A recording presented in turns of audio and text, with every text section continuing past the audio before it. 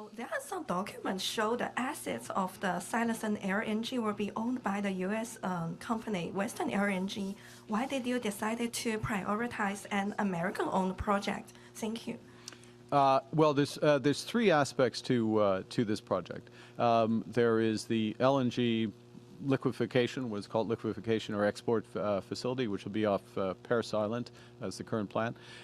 There's the pipeline, where there is and there's an associated transmission line that is independent of the northern North Coast transmission line as well.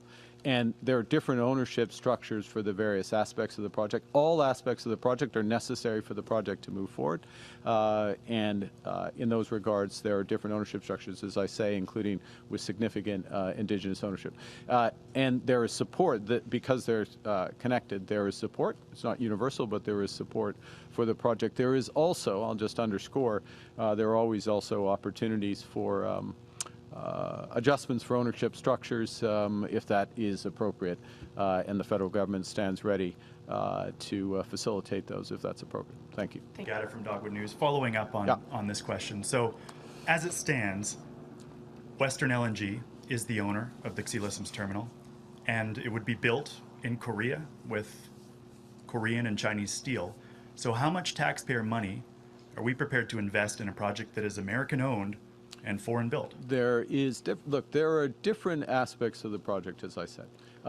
There is the PRGT pipeline, which is necessary, which is Canadian owned, First Nation, sorry, can I finish? There is the associated transmission line that comes there. There are structures that come with projects that ensure that there is returns to taxpayers through the tax system as well. And the structure of the financing is a decision that we take with the full information of the project design. So that's part of, you don't answer, we answer that question with full information by doing the work, and that's what the referral to the Major Project Office facilitates. Thank you. In other words, these projects that we're catalyzing,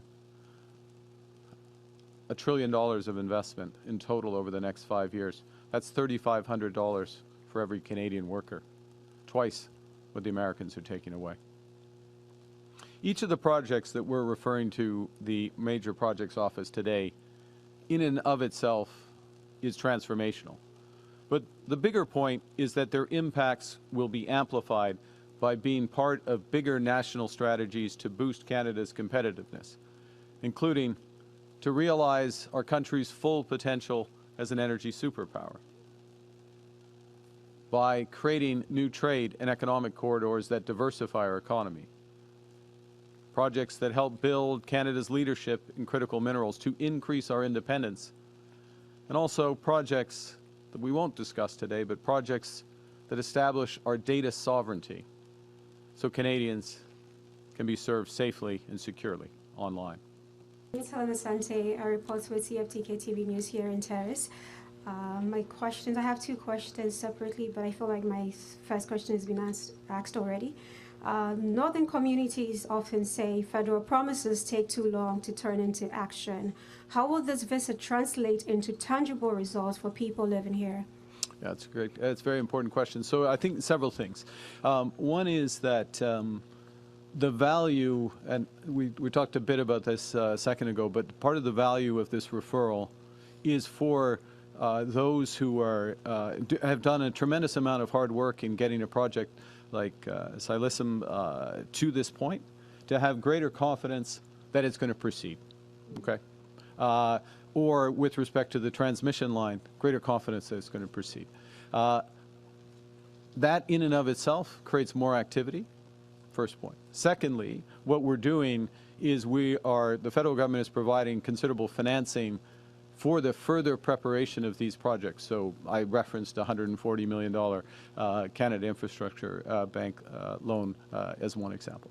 The third thing is, and where's the mayor? The mayor. We were just we were talking about this, and we're going to talk about it more actually after this press conference. Is that the fact that these projects have a much higher likelihood, not assured, but a higher likelihood of happening, it means that in the region we start to plan, well, who's going to work on these projects? How can we get more, if there's a need for some training or some skill development, or people from Terrace or the region who moved away who want to come back, actually we attract them back. Who else can we get to build? Because the scale of the work related to this is going to be enormous. So we are very confident in that, and we're sending not just a signal. This is real work. This is real work. It's real money. It's real momentum, and it's a huge, huge opportunity for the region, and it's a huge opportunity for the country. And I can't underscore it. Now, the main beneficiaries have to be the people of the region, first and foremost, and then more broadly across the country. Just like when I referenced, the St. Lawrence Seaway being built 60 years ago, or these railways being built, it unlocks tremendous opportunities. But yes, there is immediate impact just through the work that needs to be done to move these projects to the next stage. Thank you. I'm going to trouble you on my second question, which has been asked already. It's all right. The Silism project is a big move towards your national energy goal, but there's still a lot of tension between the BC Premier, Alberta, and others who oppose on energy policy. How do you intend to bring everyone to the same table to keep Canada's energy vision united? It hasn't been asked that well. Look, we are, and I personally, a big believer in cooperative federalism. The federal government has a role, the provinces have a role, First Nations, Indigenous peoples more broadly with the territories have central roles. We need to talk to each other. We need to understand each other's perspectives. We need to see where we can cooperate and build things. We need to acknowledge where we can't and not move forward. Part of what we're doing, and I'm very encouraged by the progress that's being made in BC, in Alberta, and yes, there are differences of opinion about certain things, but we'll continue to have those discussions, is that it is showing the scale of opportunity and ambition in this country, not just for today, but for future generations. And it's that process that will continue to bring us progress. Thank you. We'll have time. We'll have time for 2 more questions. Okay. Hello, Mr. Prime Minister. Colton Bazoyan, Vista News, Prince Rupert.